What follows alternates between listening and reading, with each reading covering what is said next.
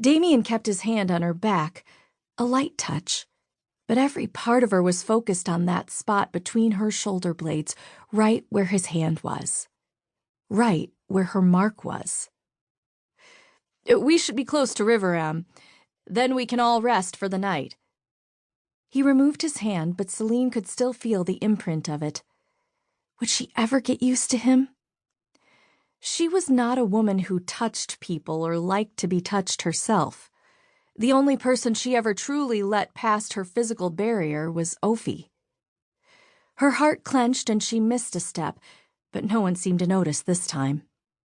She held a fist to her chest to ease the pain inside as she pictured her younger sister. Her sweet smile, her dark curly hair. The way her eyes communicated what she was thinking in a way she could not say with her mouth. Would she ever see her little sister again? "Ophi," she whispered as moisture collected along her lower eyelids. She blinked before the tears could collect and roll down her cheeks.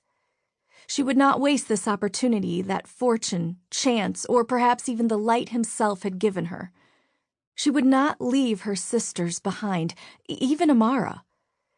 She had an opportunity now to find a way to free them from the Ravenwood legacy. "I wish we had our own horses," Carl grumbled up ahead, so quietly that Selene barely heard his words. "Stop your belly aching. Would you rather have a horse or your life?"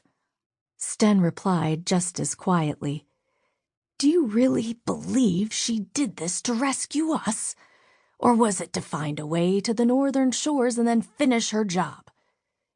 Do you not understand what Lord Damien did back there?" Carl grunted out what sounded like a no. "By marrying her, Lord Damien ensued that Lady Selene can never take his life." Selene sucked in a breath. He did? How much did she not understand about the marriage rites? Sten continued. "Cohen bound them together. She can never harm him in that way. She cannot kill him." She frowned. Was that why Damien proposed a marriage alliance? To save himself? It also explained why her Ravenwood ancestors took consorts from lesser houses, not only to protect their secrets, but to make sure the men who knew those secrets could not turn around and kill them. It seemed that in return they could never kill their husbands either. The guards did not seem to realize that she could hear their conversation, something for which she was thankful, as they had provided her with information. But what they didn't seem to understand was that she had no plans to fulfill her mission.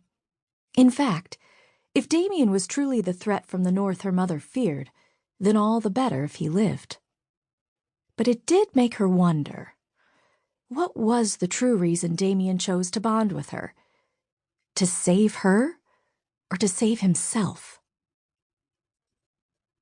Just when it seemed it would be too dark to go on, a faint light appeared in the distance up ahead on the road. "Riveram, finally," Sten said, his voice sounding fatigued. "Looks like it," Carl replied. "Thank the light," Cohen said beside Selene. Selene didn't say a word. Instead, she focused on twinkling light.